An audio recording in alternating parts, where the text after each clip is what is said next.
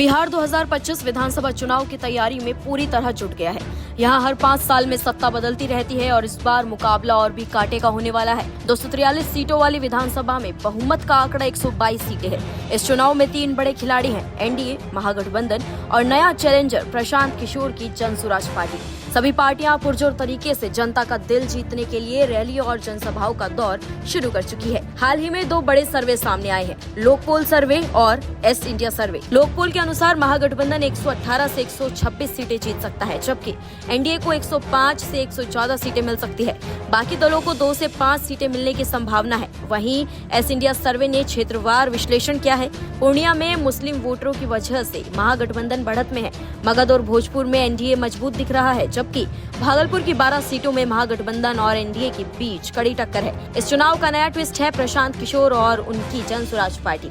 पीके का दावा है कि उनकी पार्टी 243 सीटों पर चुनाव लड़ेगी। भले ही ज्यादा सीटें ना मिले, लेकिन उनके वोट शेयर से एनडीए और महागठबंधन दोनों की रणनीति प्रभावित हो सकती है। कई राजनीतिक विश्लेषक इसे किंग मेकर स्थिति भी बता रहे हैं। सिर्फ विरोधियों के बीच ही नहीं, बल्कि दोनों गठबंधनों में भी आंतरिक खींचतान है। महागठबंधन में आरजेडी और कांग्रेस सीट बंटवारे पर भिड़ रही है। वहीं एनडीए में बीजेपी, जेडीयू और छोटे सहयोगियों के बीच मतभेद देखने को मिल रहे हैं। यानी चुनावी लड़ाई बाहर जितनी कठिन है, अंदर उतनी ही पेचीदा है। अब बात करते हैं जनता के मुख्यमंत्री पसंद की। सर्वे के अनुसार तेजस्वी यादव को लगभग 33% का समर्थन मिला है, जबकि नीतीश कुमार को 24% का समर्थन मिला है। यानी तेजस्वी यादव इस समय अधिक लोकप्रिय हैं। वहीं प्रशांत किशोर विकल्प के तौर पर धीरे धीरे उभरते नजर आ रहे हैं। बिहार की जनता के लिए इस बार मुख्य मुद्दे हैं रोजगार, बेरोजगारी, जाति समीकरण, शिक्षा, स्वास्थ्य और सरकार की योजनाओं का प्रभाव। 2020 में एनडीए ने बहुमत हासिल किया था, लेकिन इस बार सियासी समीकरण बदल चुके हैं। एनडीए के पास वर्तमान में 132 सीटें हैं, जिसमें बीजेपी की 78, जेडीयू की 45 और जीतन राम मांझी की 4 सीटें शामिल हैं।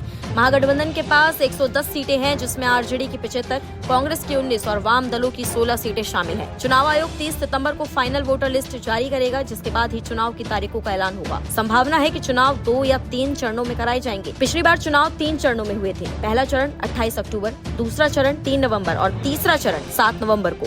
इस बार भी अक्टूबर-नवंबर के बीच चुनाव की तारीखें तय हो सकती हैं। आपको बता दें, 2025 बिहार विधानसभा चुनाव के समीकरण फिलहाल काफी दिलचस्प नजर आ रहे हैं। महागठबंधन बढ़त में है, एनडीए अपने बचाव की रणनीति में है और प्रशांत किशोर का नया मोड़ पूरी खेल को और रोमांचक बना रहा है। अब देखने वाली बात ये होगी कि जनता किससे अपना अगला मुख्यमंत्री चुनती है और किसका प्रभाव ज्यादा निर्णायक साबित होता है।